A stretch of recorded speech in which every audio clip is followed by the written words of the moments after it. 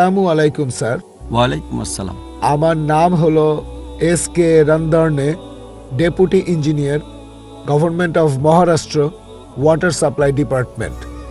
আমি একজন অমুসলিম, নন মুসলিম। আমার প্রশ্নটা হলো যে আমাদের এই পৃথিবীতে কেন এত ধর্ম সৃষ্টি হয়েছে? আমাদের চারপাশে এত বেশি ধর্ম কেন? এখানে একটা সেন্টেন্স লেখা আছে পিস টিভি লোগোর নিচে, যে পিস টিভি মানবতার সমাধান। এখানে আমার মতামত হলো এই যে শান্তির জন্য জ্ঞান আর বিজ্ঞতার প্রয়োজন। ধন্যবাদ। ভাই একটা প্রশ্ন করলেন যে পৃথিবীতে এত ধর্ম কেন, এটা প্রথম প্রশ্ন। আর তারপর একটা মন্তব্য করলেন যে শান্তি মানবতার সমাধান, এটা পিস টিভির স্লোগান। শান্তির জন্য প্রয়োজন জ্ঞান আর বিজ্ঞতা। আমি আপনার সঙ্গে একমত। আপনার প্রশ্নের প্রথম অংশটা নিয়ে যদি বলি যে পৃথিবীতে কেন এত বেশি ধর্ম, আমাদের বুঝতে হবে যে সর্বশক্তিমান ঈশ্বর, আমাদের স্রষ্টা আল্লাহ সুবহানাহু ওয়া তাআলা পাঠিয়েছেন মাত্র একটা ধর্ম। আল্লাহ পবিত্র কোরআনে বলেছেন সূরা আলে ইমরান অধ্যায় নম্বর 3 আয়াত নম্বর 19, ইন্নাদ-দীনা ইনদাল্লাহিল ইসলাম। একমাত্র ধর্ম, একমাত্র জীবন দর্শন যেটা আল্লাহ তাআলার গ্রহণযোগ্য, সেটা আল্লাহ তাআলার কাছে আত্মসমর্পণ করা। আল্লাহ তাআলা মাত্র একটা ধর্মই পাঠিয়েছেন। আর যত নবী রাসূল পৃথিবীতে এসেছেন, যেমন ধরেন আদম, ইব্রাহিম, মুসা, ঈসা, মুহাম্মদ, ওনারা সবাই শান্তিতে থাকুন। তারা মানুষকে একটা শিক্ষাই দিয়েছেন, আল্লাহর কাছে আত্মসমর্পণ করা। এখন আরবি ভাষায় যদি কেউ আল্লাহ তাআলার কাছে আত্মসমর্পণ করে তাহলে তাকে বলা হয় মুসলিম।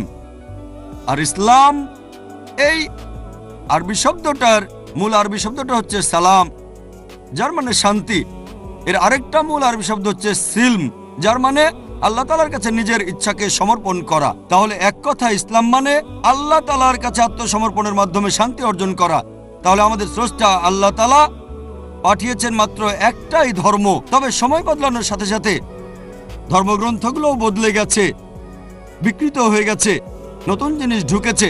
আর এই ধর্মগ্রন্থ বদলানোর ব্যাপারে আল্লাহ পবিত্র কোরআনে বলেছেন সূরা বাকারা অধ্যায় নম্বর 2 আয়াত নম্বর 79, ফাওয়াইলুল লিল্লাযীনা ইয়াকতুবুনাল কিতাবা বিআইদিহিম সুম্মা ইয়াকুলুনা হাযা মিন ইনদিল্লাহ লিয়াশতারু বিহি সামানান কালিলা ফাওয়াইলুল লাহুম মিম্মা কাতাবাত আইদিহিম ওয়াইলুল লাহুম মিম্মা ইয়াকসিবুন।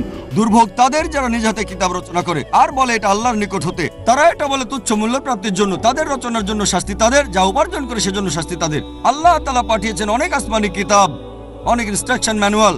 সময় বদলানোর সাথে সাথে এই ইনস্ট্রাকশন ম্যানুয়াল, আল্লাহর আসমানি কিতাব বদলে গেছে। যখন কোনো কিতাব বিকৃত হয়ে গেছে, আল্লাহ নতুন রাসূল পাঠিয়েছেন আর নতুন কিতাব।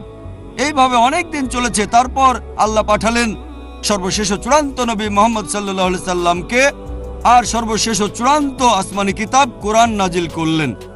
এর আগে যেসব নবী রাসূল এসেছিলেন, আমাদের প্রিয় নবী মুহাম্মদ সাল্লাল্লাহু আলাইহি সাল্লাম বলেছেন যে আল্লাহ তাআলা এই পৃথিবীতে 1,24,000 নবী রাসূল পাঠিয়েছেন। পবিত্র কোরআনে মাত্র 25 জনের নাম বলা হয়েছে, অন্যদের নাম আমরা জানি না। হতে পারে একজন প্রশ্ন করেছিল, আপনি কি মনে করেন, একজন হিন্দু আমাকে এই প্রশ্নটা করেছিল, আপনি কি রামকে আল্লাহর রাসূল বলে মানেন, অথবা শ্রীকৃষ্ণকে কি আল্লাহর রাসূল বলে আপনি মানেন?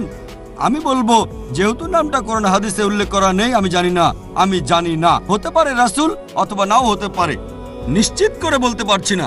তবে একথাটা মানতে হবে, যেসব নবী রাসূল এসেছেন নবী মুহাম্মদ সাল্লাল্লাহু আলাইহি ওয়াসাল্লামের আগে, তারা ছিলেন সেই সময় আর সেখানকার মানুষের জন্য। তাহলে রাম যদি আল্লাহ রাসূল হয়েও থাকেন, যদি কৃষ্ণ আল্লাহ রাসূল হয়েও থাকেন, তারা এসেছিলেন সেখানকার মানুষ আর সেই সময়ের জন্য। বর্তমানে পৃথিবীর সব মানুষ, তারা থাকতে পারে ভারতে অথবা আমেরিকায় বা সৌদি আরবে বা কানাডায় বা ইংল্যান্ডে, পৃথিবীর যে কোনো জায়গায় তারা মানবে সর্বশেষ ও চূড়ান্ত নবী মুহাম্মদ সাল্লাল্লাহু আলাইহি সাল্লামকে এবং সর্বশেষ ও চূড়ান্ত আসমানি কিতাব পবিত্র কোরআন। আল্লাহ আমাদের কথা দিয়েছেন সূরা হিজর অধ্যায় নম্বর 15 আয়াত নম্বর 9 যে আমি কোরআন অবতীর্ণ করেছি, সেটা আমি সংরক্ষণ করব। তাহলে আল্লাহ তাআলা পাঠিয়েছেন মাত্র একটা ধর্ম, সেটা হচ্ছে আল্লাহ তাআলার কাছে আত্মসমর্পণ করা। ইসলাম মানে আল্লাহর কাছে আত্মসমর্পণ করার মাধ্যমে শান্তি অর্জন করা। আর আপনি বললেন জ্ঞান এবং বিজ্ঞতা দিয়ে শান্তি অর্জন করা যায়। হ্যাঁ, কার কাছ থেকে জ্ঞান? সবচেয়ে সেরা কে? আল্লাহ তাআলা আমাদের স্রষ্টা। কে সবচেয়ে জ্ঞানী? আল হাকিম, তিনি আল্লাহ সুবহানাহু ওয়া তাআলা মহান স্রষ্টা। তাহলে শান্তি অর্জনের সেরা উপায় হচ্ছে সেই জ্ঞান এবং নির্দেশনা মেনে চলা যেটা আমাদের স্রষ্টা আল্লাহ সুবহানাহু ওয়া তাআলা পাঠিয়েছেন। আশা করি উত্তরটা পেয়েছেন। ধন্যবাদ।